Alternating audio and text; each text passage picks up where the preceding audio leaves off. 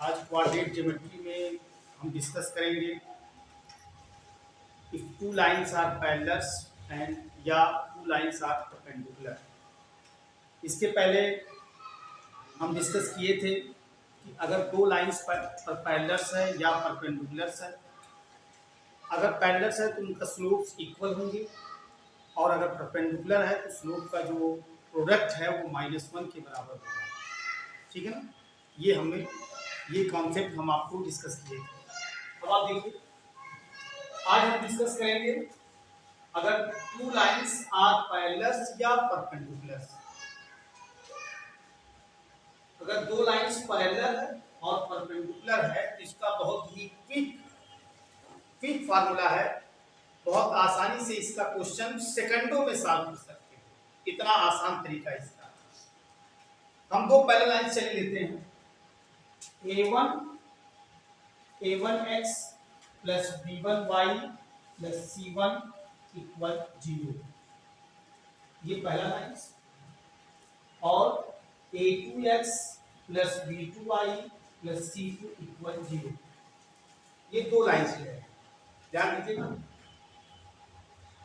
अगर ये दोनों लाइन्स पैरेलल्स हैं तो ये चीज आप पढ़ चुके हो कि इनका स्लोप और इनका स्लोप इक्वल, ठीक है।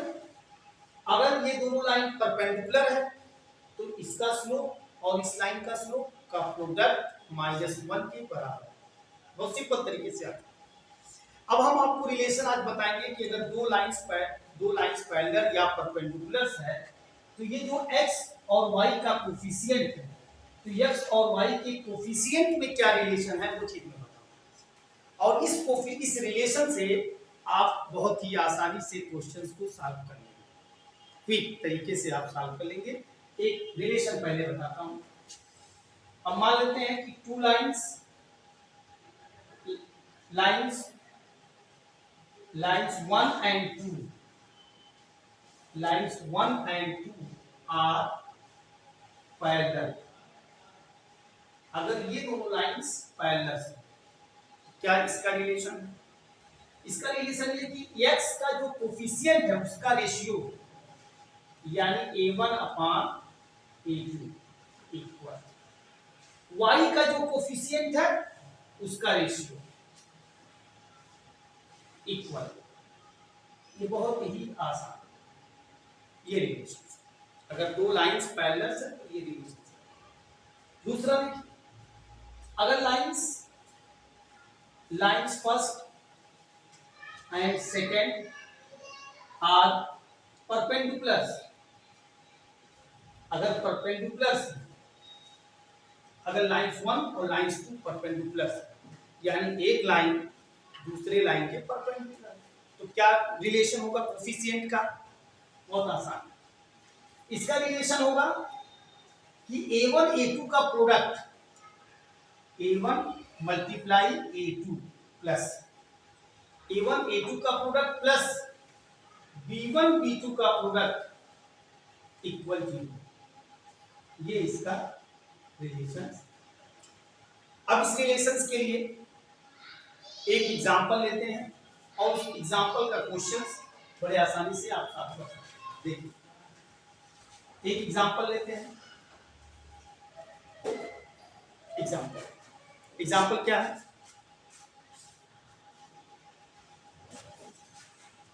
अब देखिए एग्जांपल्स है। Example A, if 2x - 3y + 5 = 0 and px + 6y + k1 = 0 are parallel lines, find the value of p। बहुत ही इजी है। अब इसमें देखिए ये दोनों पैरेलल लाइंस है और पैरेलल लाइंस में आपका a1/a2 b1 यानी x का कोफिशिएंट और y का कोफिशिएंट। डायरेक्ट आप क्वेश्चन लगा सकते हैं। x का कोफिशिएंट यहाँ 2 है, यहाँ पे p, इसका मतलब 2/p, और यहाँ पे देखिए b1/b2 है यानी y का कोफिशिएंट है, ये y का कोफिशिएंट है, y का कोफिशिएंट -3, y का 6 यानी -3/6 क्रॉस मल्टीप्लाई कर दोगे -3 p = 12, p = 12/-3, ये आपका आ जाएगा p की वैल्यू -4। बड़ी क्विक आपका मतलब 30 सेकंड में आपका क्वेश्चन सॉल्व। अगर दो लाइंस पैरेलल्स है तो p की वैल्यू आप 30 सेकंड में सॉल्व कर सकते हैं इस रिलेशन से a1/a2 इक्वल b1/b2 राइट कर।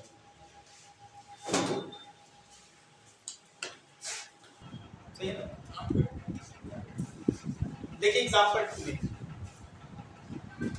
एग्जांपल 2 में find the value of b which the lines 2x + 3y - 7 = 0 and 4y - px - 12 = 0 are perpendicular to each other। ठीक है ना? are perpendicular to each other। तो perpendicular to each other, अब आप देखिए perpendicular क्या रिलेशन। पहले इन दोनों इक्वेशंस को हम यहां लिखते हैं ज्यादा आसान। 2x + 3y - 7 = 0 equation first. 4x पहले 4y है तो पहले x लिखो -px + 4y - 12 = 0 इक्वेशन सेकंड। क्योंकि ये दोनों लाइंस परपेंडिकुलर हैं और परपेंडिकुलर्स का रिलेशन क्या है? a1 x का कोफिशिएंट का प्रोडक्ट प्लस y के कोफिशिएंट का प्रोडक्ट इक्वल 0। x का कोफिशिएंट क्या है यहाँ पे? 2 और -p, तो 2 मल्टीप्लाई -p। यहाँ पे स्टेप लिखना पड़ेगा कि line 1 and line 2 are perpendicular, क्योंकि आप रिटन एग्जाम देते हैं ना, line 1 and lines 1 and 2, line 1 and 2 are perpendiculars. अगर लाइन 1 और लाइन 2 परपेंडिकुलर्स है, ठीक है ना, तो लाइन 1 और लाइन 2 परपेंडिकुलर्स है, तो इनके x का कोफिशिएंट का प्रोडक्ट यानी 2 मल्टीप्लाई -p प्लस y का कोफिशिएंट क्या है? 3 मल्टीप्लाई 4 = 0 यानी -2p + 12 = 0 -2p = -12, तो p = 12/, कैंसिल कर दीजिए 2 यानी p की वैल्यू आपकी 6 आ गई। ये देखिए आपने ये चीज फाइंड कर लिया कि अगर दो लाइंस अगर परपेंडिकुलर्स हैं तो p की value a1 a2 + b1 b2 = 0 से, और टू लाइंस अगर पैरेलल्स हैं तो a1/a2 = b1/b2 से आपने इसको फाइंड कर लिया। ओके, बस ये टॉपिक देखिए। अगला एक बहुत ही इंपॉर्टेंट कॉन्सेप्ट है, क्वेश्चन देख लीजिए। Find the equation of the line parallel to the line 3x + 2y = 8। इसके पैरेलल लाइन का इक्वेशन और इस पॉइंट से पास होगा 0,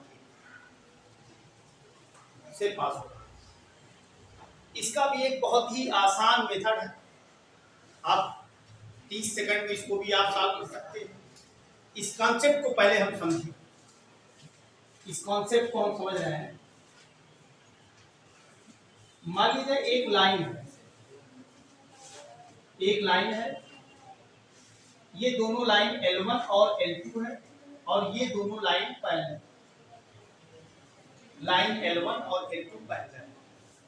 मान लिया जाए ax + by + c = 0, ax + by + c = 0। ये आपका इक्वेशन ये है, और ये इक्वेशन गिवन है, और हमें पैरेलल लाइन का इक्वेशन फाइंड करना है। क्या फाइंड करना है? पैरेलल लाइंस का इक्वेशन। तो पैरेलल लाइंस का इक्वेशन फाइंड करने के लिए बहुत आसान तरीका है कि x और y को ax + by = लैम्डा।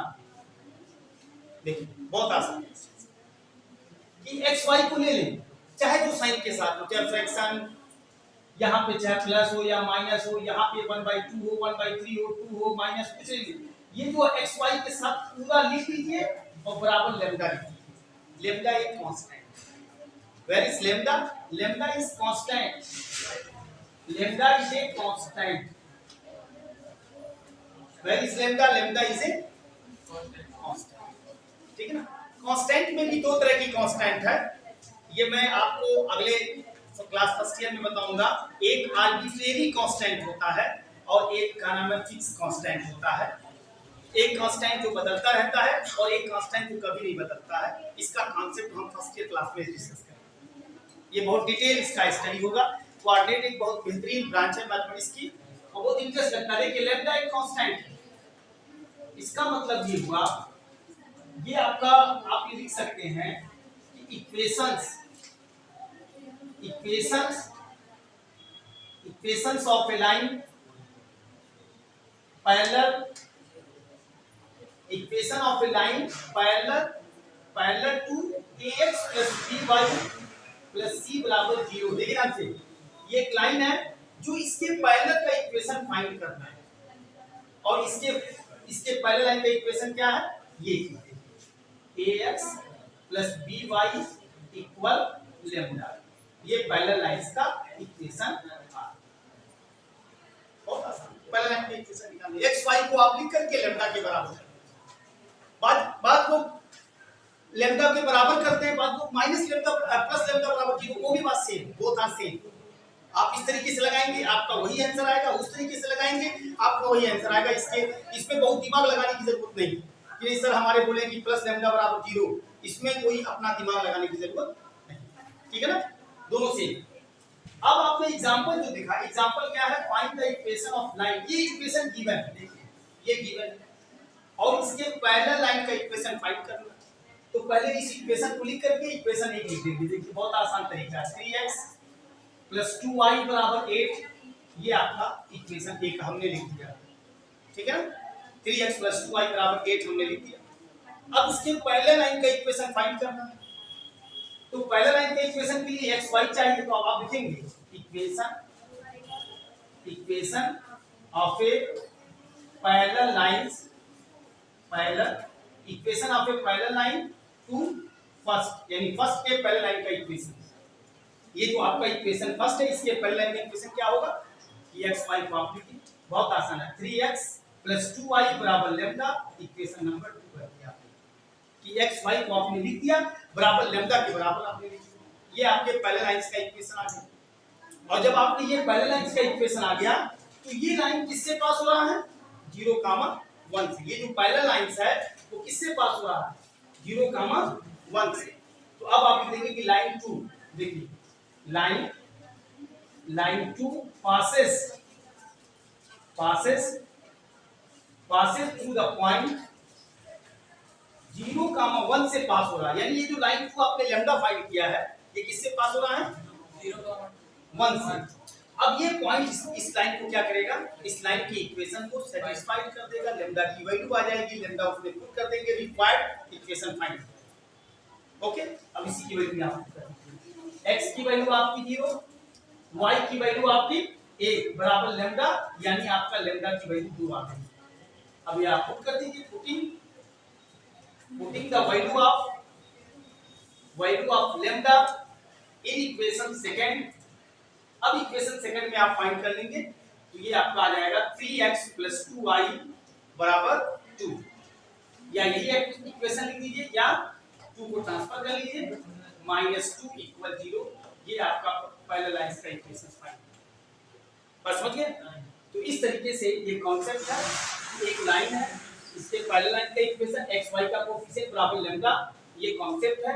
ये आपका एग्जांपल है कि ये लाइन है, इस लाइन के पैरेलल लाइन का इक्वेशन लैम्डा के फॉर्म में, फिर ये लाइन आपका इस पॉइंट से पास हो रहा है, फिर ये पॉइंट इस लाइन के इक्वेशन को सैटिस्फाइड किया, लैम्डा की वैल्यू आ गई, फिर लैम्डा की वैल्यू इसी इक्वेशन सेकंड में सब्स्टिट्यूट कर दिए, उसके बाद आपका रिजल्ट फाइंड। ये क्वेश्चन है, find the equation of the straight line perpendicular to the line, इस लाइन के परपेंडिकुलर लाइन का इक्वेशन बताना, and with y intercept -3, y intercept -3।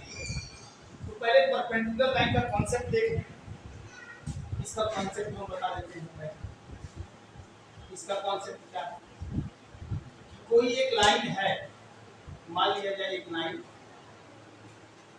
Line ये है L1, जिसका इक्वेशन है आपका ax + by + c = 0। ध्यान दीजिएगा, ax + by + c = 0। अब इसके परपेंडिकुलर लाइन का इक्वेशन, एक ऐसा लाइन है L2 जो इस L1 के परपेंडिकुलर, तो इसमें क्या करते हैं, ध्यान दीजिएगा, इसमें क्या करते हैं कि x और y के जो बीच का साइन है वो चेंज कर देते हैं, माइनस, और x का कोएफिशिएंट a है, y का कोएफिशिएंट b है, bx यानी कोएफिशिएंट भी चेंज कर देते हैं, यानी bx - ay = लैम्डा, ये bx - ay = लैम्डा, ये समझ गए। यानी एक इक्वेशन है और उसके परपेंडिकुलर लाइन का इक्वेशन के लिए एक्स वाई लेंगे। अब इसमें इंटरचेंज कर दीजिए, यानी एक्स का कोफिशिएंट बी में और एक्स का कोफिशिएंट वाई में, वाई का कोफिशिएंट एक्स। इसको हम राइट कर देंगे, राइट कर देंगे। अब आप देखिए, अब इस तरह लिखेंगे कि equation of straight line perpendicular to, इसको फर्स्ट मान ले, टू फर्स्ट, या परपेंडिकुलर टू इक्वेशन ही लिखते हैं ax + by + c = 0। इसके परपेंडिकुलर लाइन का इक्वेशन क्या होगा? बहुत आसान है, txy को वैसे आप अलग, ax को by को इसे अलग, axy को और by को अगर आपने अलग किया तो यहाँ पे आप इंटरचेंज करें, x y बीच में प्लस है तो माइनस bx ay बराबर नहीं, यानी आपको करना क्या था कि x का कोफिशिएंट a है तो y में राइट कर दिए, y का कोफिशिएंट b है तो a में, यानी आपको कोफिशिएंट को इंटरचेंज करना है। ऐसे कोफिशिएंट को इंटरचेंज कर दीजिए और यहाँ बीच में प्लस है तो माइनस कर दीजिए, बराबर लेंगे। ये परपेंडिकुलर लाइन का इक्वेशन आपका फाइंड, एक इंपॉर्टेंट और बहुत ही इजी कॉन्सेप्ट है, और इस कॉन्सेप्ट से हम परपेंडिकुलर लाइन का इक्वेशन फाइंड करेंगे। एक एग्जांपल है, इसको हम पहले लिखते हैं इक्वेशन 2x, एग्जांपल 4 का 2x + 5y + 7 = 0, ये इसको इक्वेशन बनाना है। अब इसके परपेंडिकुलर लाइन का इक्वेशन फाइंड करना है, और देखिए लिखेंगे equation of a straight line perpendicular first, यानी इस फर्स्ट के परपेंडिकुलर का आपको इक्वेशन फाइंड करना है। आपने क्या किया, एक्स वाई लिख दिया, एक्स वाई यहाँ बीच में प्लस है तो माइनस कर दिया, एक्स का कोफिशिएंट यहाँ लिख दिया, वाई का कोफिशिएंट यहाँ लिख दिया, बराबर लेंगे इक्वेशन। ठीक है, ये परपेंडिकुलर लाइन का इक्वेशन है। अब परपेंडिकुलर लाइन किस पॉइंट से पास हो रहा है, यहाँ दिया y इंटरसेप्ट -3। आप जानते हैं कि y इंटरसेप्ट किसे कहते हैं, हल्का सा मैं आपको समझा दे रहा हूँ। y इंटरसेप्ट का मतलब ये होगा कि जैसे ये आपका है y इंटरसेप्ट -3, यानी y एक्सिस पे जो कटेगा वही आपका y इंटरसेप्ट। ठीक है ना, तो y इंटरसेप्ट -3 है, इसका मतलब इसका कोऑर्डिनेट क्या हो जाएगा, -3, -0। नहीं, -3, -0 नहीं होगा, पहले एक्सिस से लिखा जाएगा 0, -3, y एक्सिस -3। इसका मतलब y इंटरसेप्ट -3 है, तो ये जो पॉइंट आएगा 0, -3, क्योंकि ये y एक्सिस पे ये ऑर्डिनेट होता है, y एक्सिस पे डिस्टेंस कवर करता है। इसको लिखते समय जो है बाद में लिखते हैं और ये 0 पे लिखते हैं, 0, -3। ठीक है, अब इस पॉइंट से पास हुआ, अब लिखेंगे लाइन 2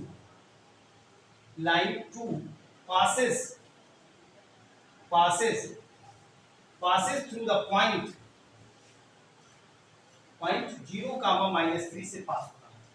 इसका मतलब 0, -3 ये इक्वेशन सेकंड के लाइन 2 के इक्वेशन को सेटिस्फाई करेगा। अभी इक्वेशन 2 को सेटिस्फाई करेगा, x की यहाँ पे 0 सब्स्टिट्यूट कर देंगे, 5 × 0, y की जगह पे -3 पुट कर देंगे, बराबर लेंगे।